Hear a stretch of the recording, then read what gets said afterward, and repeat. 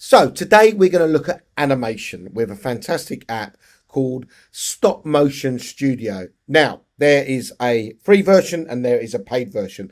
You can do so much with the free version. So I'm going to be showing you how you can use Stop Motion Studio and how you could potentially use this in the classroom. So let's take a look and let's jump in. Let's open Stop Motion Studio. So I'm going to swipe down Stop Motion. And the one I want is the blue one here. That's the one I want. And this is going to open up Stop Motion. Now, we're going to create a brand new movie. So let's tap on New Movie. Now, you may get, the first time you use this, you may get some tutorial screens showing you how to use the app. You could either look at those or you could just click right through them. So let's click on New Movie. Now, let's choose our settings here. Now I'm going to choose a frame rate of 5. Now the reason I'm doing this because I'm teaching my children at the moment the 5 times table. So this works really well as a mathematical link. 5 frames per second would mean they would need to do their 5 times table to find out how long their movie is going to be. But I could change that to maybe a 6 times table, so 7, 8, 9, and you can go all the way up to 30 frames per second. So I'm going to keep this at 5, okay? And that's where we're going to stick it because that's the times table we're doing. But you could vary that depending what students you've got in the classroom. So I'm going to click done.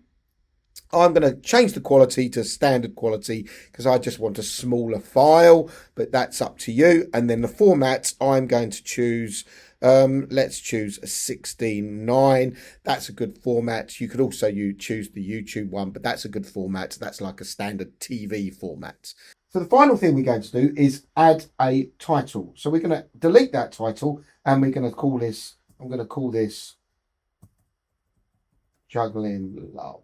Like so, and then we can click on create. This is going to open up our window. Now I want to move you over to this area here. So that's this button here is going to turn on the grid. Now that can be really quite useful to use. I'm not going to use it for this. And then also we've got here, this is the onion skin. Now you can change this to 3, 1 and 5. That means it will show you the onion skin of the last 1, 3 or 5 frames. We're going to choose 1.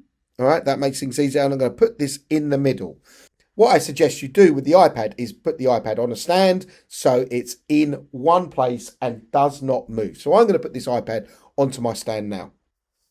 Okay, that's opened up. Now you can see here I've got a juggling ball here and I've got another juggling ball here like so. All right, so they're the 2 things that I'm going to use. Now I'm going to put them slightly off screen at the moment, just like so.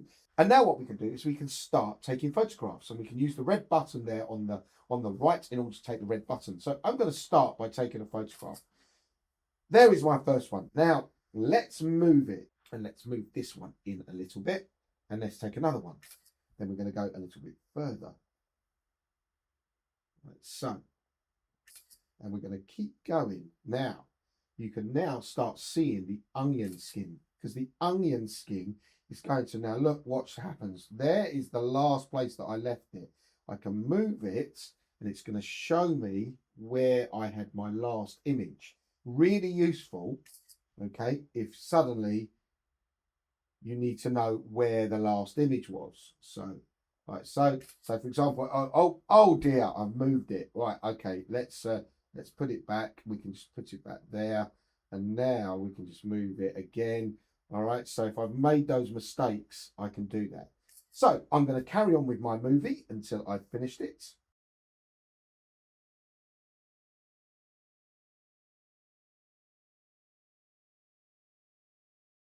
So I've taken 20 photos there. Okay. All right. So that, if it's 20 photos, let's work this out. If it's the 5 times table, so how many seconds is that going to be? Well, yeah, it's the 5 times table, so we can divide 20 by 5, and then we get 4. So this is going to be a 4-second movie. So let's have a look and see what happens when we press play. There they come. Mwah. And it's repeating. Okay, so there is my little movie. Now, this is where you can get really have some fun with this. So if we press the microphone button here, let's go back to the beginning. If we press the microphone button here, I can press record and I can do some speech. So I'm going to do this. Here we go. I love you. Mwah! Okay, let's have a look. Let's press the tick. I love you. Mwah! I love you. Mwah! Okay, there you go. So once you've added your sound, what we can now do is we can export this to Showbie or Google Classroom or one of the apps that you might want to use, or you can just put it in your library. So we're going to tap on the share button, and we want it as a movie. We can keep it as 16:9. That's going to be how we've recorded it. And what I'm going to do is now press next, and then we can choose where we want to share it. So we can save the video, we can save it to our files, we can save it to Showbie or anywhere else that we want to save it. Okay, so let's save the video. Always allow this. Now that is now saved in my photo library. So that's Stop Motion Studio, and you can have a lot of fun with the children telling stories and linking it with their mathematics due to the frames per second. So have fun.